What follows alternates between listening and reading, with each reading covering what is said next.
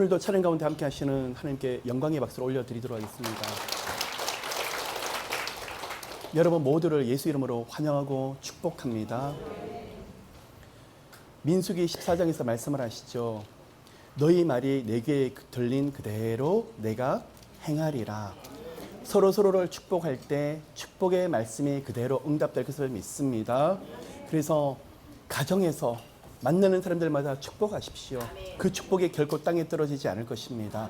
또한 예수 이름으로 축복을 계속적으로 선포하시길 바랍니다. 지금은 모릅니다. 어느 시간에 가서 그 하나님께서 주셨던 말씀의 권세와 권능이 축복 가운데 여러분 가운데서 임하는 것을 보게 될 것입니다. 하나님께서 말씀으로 창조하셨고 우리 모두에게 말의 권위를 주셨습니다.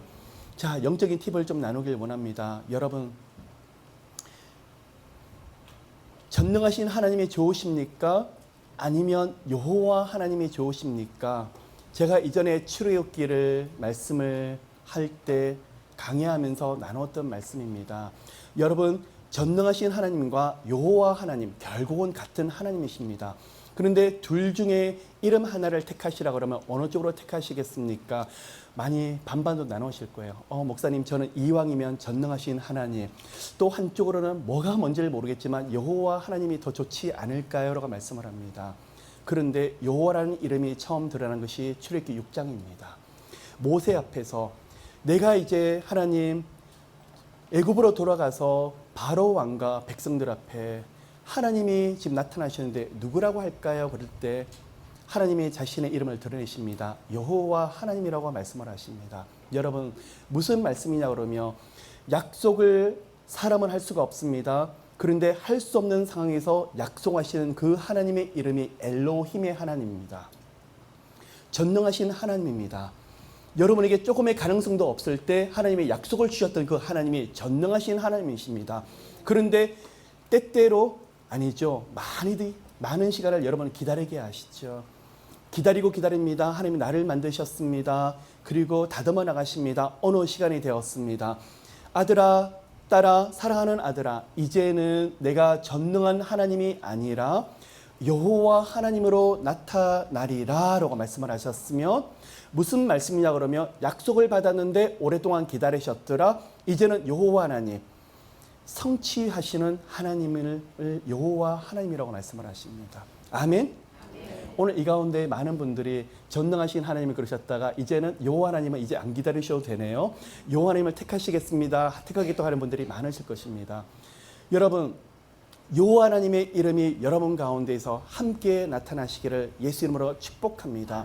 유대인들은 그 이름을 함부로 부를 수가 못했습니다. 왜? 여호와의 이름을 망령되이 일컬지 말다고 했던 것을 문자 그대로 받아들였습니다. 그래서 유대인들은 주로 아도나이, 우리가 표현하기를 주인이라는 표현을 많이 부릅니다. 그런데 오늘 제가 말씀을 드릴 때 많은 분들이 가지고 있는 의문이 뭐냐 그러면 하나님 분명히 약속하셨는데 분명히 제게 하나님의 말씀으로 약속하셨고 기도 가운데 평안 가운데 말씀하셨고 여러 사람의 기도를 통해서 컨펌을 받았는데 아직도 하나님이 제게 보여주질 않으세요. 그 하나님이 여러분에 나타나셨던 전능하신 하나님 엘로힘의 하나님이십니다. 그런데 이제는 여호와 하나님이 여러분 가운데서 그 약속을 성취하시며 보여주는 그런 인생의 영역들이 되시기를 예수 이름으로 축복합니다. 그러면 구약에서 수두룩한 약속들을 많이 하셨습니다. 그러면 우리는 잘 알고 있습니다. 여호와 이레 준비하시는 하나님, 예비하시는 하나님. 아브라함이 이삭을 바칠 때 모리아산에서 수양을 예비하신 것을 기억할 것입니다. 그러면 여호와 이레 하나님은 준비하시는 하나님이라는 뜻인데 결국 궁극적으로 무엇을 준비하십니까? 우리를 위한 영원한 속죄물이 되셨던 예수 그리스도를 예표하신 것이 바로 여호와 이레이듯이 여호와 약속을 성취하시는 그 이름으로 오시는 분이 누구시냐고 하면 바로 예수 그리스도고 예수 그리스도를 통해서 또한 오늘날 많은 약속들이 성취가 되었습니다. 바로 그것이 복음입니다. 또한 복음을 통해서 우리 가운데서 성령께서 일을 하고 있습니다. 그러면 그 가운데 여호와 약속을 반드시 이루어야만 되겠다는 그 의지가 하나님의 이름 속에 담겨져 있더랍니다. 여러분 축복합니다. 그 이름을 마음껏 누리시는 여러분 되시기를 예수 이름으로 축복합니다. 여러분, 두 번째 영적인 팁이 있습니다. 찬양하면서 처음에는 딱딱할 때가 있고 찬양이 깊이 들어가지 않을 때가 있습니다. 답답할 때가 있으실 것입니다. 찬양이 점점 깊이 들어가게 되면서 옆 사람이 의식이 되지 않습니다. 마음속에 평안이 옵니다. 기쁨이 옵니다. 그것을 뭐라고 말하고 있습니까? 감정이 아니라 우리는 영감이라고 말을 하고 있습니다. 예배가 점점 들어가면서 깊어지면서 지성에 대한 영역뿐만 아니라 우리의 마음까지 깊은 곳을 들어가기 시작하면서 하나님이 우리를 감정을 넘어서서 깊은 곳에 영감을 터치하기 시작하십니다. 하나님과 나만의 비밀입니다. 많은 기도 제목을 가지고 왔는데 오늘 답답하고 클클한 문제들이 풀어지기 시작하면서 뭐가 뭔지를 모르겠는데 성령께서 깊은 곳을 만져주시면서 사랑한다, 평안해라, 두려워하지 말라. 마음속 깊은 곳에서 어느 날 생각이 올라오고 마음에 확신이 들기 시작합니다. 그것을 영감이라고 말하고 있습니다. 여러분, 예배를 깊이 드리면서 또한 찬양과 기도를 하면서 여러분의 지성적인 영역, 말씀에 대해서 깊이 알아가는 여러분 되시기를 예수 이름으로 축복합니다. 또한 눈에 보이지 않더라도 어떨 때는 실망하고 좌절할지라도 여러분 의지의 기름 부으셔서 감정적으로 흔들리지 아니하고 내가 마음은 너무나 힘들어 죽겠고 오늘 고통스럽지만 다시 의지로 일어나노라. 그래서 감정만이 믿음이 아니라 의지로 다시 일어나는 믿음의 훈련들을 여러분이 받고 계십니다. 근데 또 한편 감정과 관계되는 영역이 있습니다. 바로 영감입니다. 도저히 마음이 너무나 강박합니다. 돌덩이처럼 무겁습니다. 어찌할 바를 모르겠습니다. 믿음을 가지고 훈련이 되었기 때문에 기도의 자리로 나가서 엎드리는데 끙끙 앓습니다. 그런데 훈련이 되다 보니까 그 자리를 쉽게 벗어나지 않습니다. 기도할 때마다 주여, 주여. 그 이름을 수십 번, 수백 번을 부르짖고 예수 그리스도 이름을 부르짖는데 갑자기 순간 스쳐 지나는 생각인지 아니면 어디서 들려오는 음성인지 모르겠지만 제 안에서 깊고 깊은 곳에서 흘러나오는 아주 세미하고 미세한 음성이 있더라는 것입니다. 아들아, 다 준비되었다. 딸아, 너의 기도를 내가 이미 받았다. 그것이 바로 영감입니다. 우리는 이미 듣지 않아도 말씀을 통해서 믿으면 아멘이라고 하지만 여러분의 깊은 기도를 가는데 어느 날 성령께서 여러분에게 주시는 예수 그리스도 안에 있는 비밀, 그것은 이 세상 사람은 결코 알 수 없는데 그러한 영감이 여러분에 있다 그러면 이 세상 사람들이 뭐라 그럴지라도 옆에 있는 사람들이 뭐라 그럴지라도 하나님, 제가 오늘 마음이 너무나 격해서 너무나 혼란스러워서 왔는데 기도의 자리를 들어갔는데 30분, 1시간을 기도하고 골방에 나올 때는 완전히 다른 사람이 되는 거예요. 그냥 기뻐서 견딜 수가 없는 거예요. 그 골방이 기도의 처소인데 하나님과 나만의 비밀이 어디서 만들어지는 것입니까? 바로 기도의 처소에서 만들어지고 있더라는 것입니다. 여러분, 두 번째 영적인 팁. 기도를 많이 쌓으십시오. 기도를 많이 하십시오. 그런데 꼭 듣는 기도, 성령께서 은사로 주시는 깊은 은사가 아니라고 할지라도 여러분에게 영감을 주셔서 우리 아들 이제는 살겠다. 우리 하나님이 내 아들이 아니라고 한다. 하나님의 아들이라고 분명히 말씀하셨어. 영감이에요. 딸아, 치유한다. 어느 날 일어나서 사방을 둘러보았는데 아무도 없어요. 당연하죠. 자기 골방인데요. 그런데 마음에 내가 잘못 들었습니까? 생각하고 묵상하는데 계속 기쁨이 쏟아지는 거예요. 성령께서 주시는 영감을 여러분의 삶 가운데에서 깊이 누리시는 시간 되시기를 예수 이름으로 축복합니다. 당장은 보이지 않을 수 있어요. 그런데 영감을 가진 사람들이 하나님께서 많이 체험을 시킬 거예요. 맞구나. 주님께서 들려주신 게 보이는 게 맞구나. 그런데 그런 영혼은 다른 영혼들을 살리게 될 거예요. 왜 그렇죠? 다른 사람의 욕심의 눈으로 보이지 않는 것을 여러분 한 분의 한 분이 믿음의 눈으로 바라보고 있기 때문에요. 의사가 안 된대요. 전문가가 안 된대요. 깊이 기도하고. 그런데 하나님은 된대요.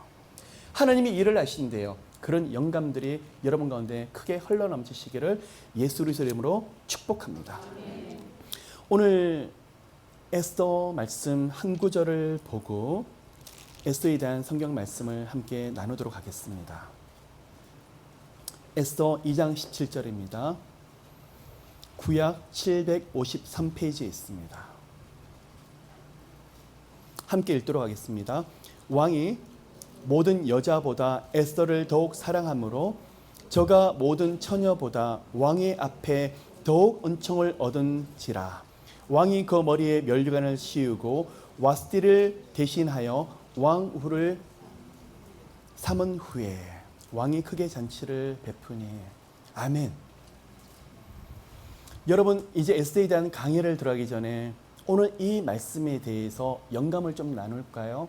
저는 이 말씀을 읽는 가운데 더욱 사랑함으로 더욱 은총을 얻은지라. 누가요? 에스더. 저는 이 구절을 보면서 성령께서, 하나님께서 에스더에게 엄청난 기름을 부어주셨구나. 제 스스로 짓기를 에스더의 기름 부으심이라고 칭했습니다. 무슨 말일까요? 에스더는 평범한 사람이었습니다. 그런데 누구에게 총애를 얻습니까? 왕 앞에 서게 되었습니다.